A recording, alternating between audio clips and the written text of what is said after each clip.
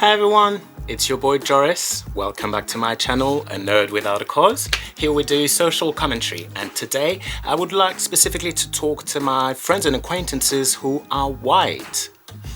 Some of you have really surprised me in the past few months. I've seen your social media posts, I've seen you going to the protest, and I've loved your public stance on racism. Really, I think that's great. You did a good job, it really helped, and I thoroughly enjoyed the performance. But at the same time, I look at your post-lockdown holiday pictures and it's still very, very white. I live in London, where 44% of the population is not white. Let me rephrase this. Almost half of the 8.6 million Londoners are people of colour. So if by now I am still your only go-to person to discuss all things racism, and if I'm still the only person of colour that springs to mind whenever you have to think about how diverse your friendship group is, then I'm sorry to break it to you, but your allyship is faulty. Advocating in your spaces for people of colour, that's great, but you know what's even better? Giving them access to those spaces so that they can advocate for themselves. Until your engagement results in concrete changes around you, your allyship remains purely performative. I know it's not fair, some of you are really trying hard, but that's just the way it is. No amount of good intentions and good deeds will bring about social harmony if they're not based on concrete results. That means changing your habits, changing how and who you engage with. That means relinquishing a little bit of your power, of your influence, and that also means leaning into discomfort. I don't need you to speak on my behalf behind closed doors. I need you to use your privilege to prop that door open to make sure that people like me can join you. That's the whole point. Yeah, I know, it sounds unfair that I'm putting all white allies in the same box, but being a true ally requires you to learn to not center the conversation around your personal responsibility and your white guilt. So by now, if you're already itching to DM me that not all white allyship is performative and Joris, you're the one who's racist for putting all the white people in the same box, the true effective allies who've done the work, they're not gonna get offended because they know I'm not talking about them.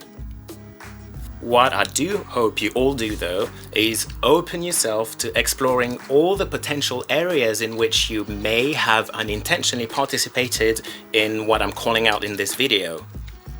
And then fix it!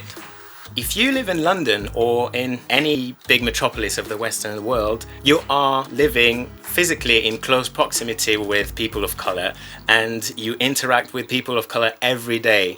So how does that not transpire into your friendship and relationship choices is beyond me. How does that still not happen? Fix it. We're done waiting. So if you're a white ally and I'm your only black friend, then I've got some good news for you. In this box, I have compiled all the information. I've taken it upon myself. I've used up all my free time to put together some resource for you to find everything that you might need and might request in order for you to be a great ally. In this box, you will find 1. A list of places in London where black people are ready and available to become your friend. An extensive list of books for you to read to become instantly an anti-racist and remove racism from your life and your friendship circles. And in this box, I also put a guidebook that I wrote giving you tips on how to completely absolve yourself of any responsibility in the instance of systemic racism happening in your presence. Here's the box.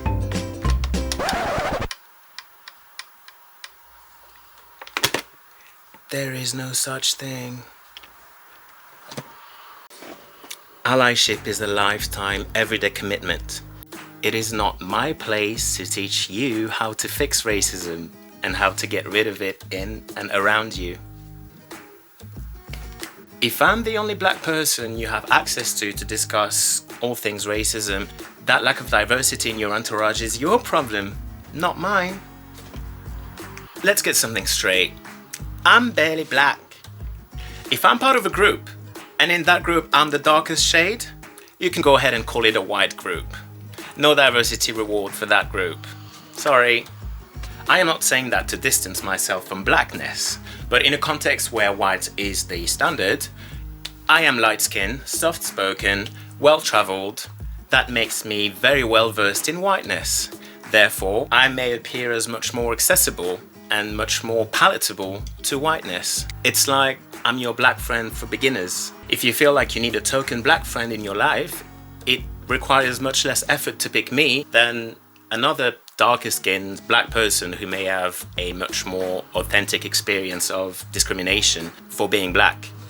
So if I'm your only black friend, you're lazy. I'm sorry. I am not here to enable your laziness anymore. So do you know what? I'll be your second black friend, not the first one. Deal?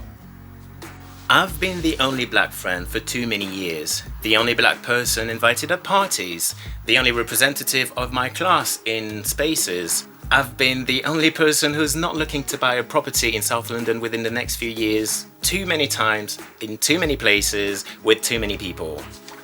Look, you can relax. I'm not saying it's your fault if the spaces you traffic in lack diversity. You didn't make them.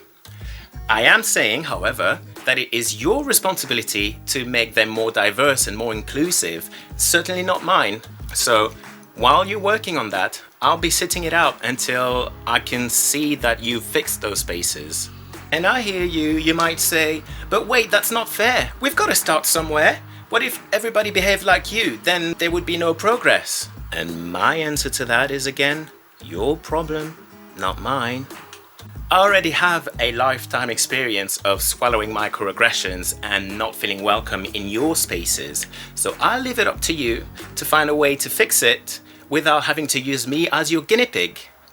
Been there, done that. I'm gonna need to see proof that you've put in the work of creating inclusive spaces and diversifying your friendship groups before I would even consider joining them. And I'm gonna need to know that you're committed to questioning your privileges and your position in society in order for me to feel safe in your company. What other leverage do I have as a person of color to pressure you towards some effective change, if not by conditioning my friendship to you implementing some effective measures? Your performative allyship does nothing for me. It only serves to make you feel better, but people of color still don't have access to your circles. Their experience is still hypothetical to you. Side note before I conclude, if you're a regular consumer of black bodies in your bed, but then they're nowhere to be seen in your friendship groups and in your social media, I see you. I see you. I do. By all means, engage with me, consume my content, like my pictures, subscribe to my YouTube channel, A Nerd Without a Cause. Hire me, pay me for my work, retribute my time and my skills, but don't let your relationship with me be the only way you engage with a person of color. And don't assume that just because you know of me, your work here is done, because that's not the case. Now, thanks for having watched this video till the end. That was all I had to say today. Thank you. Bye.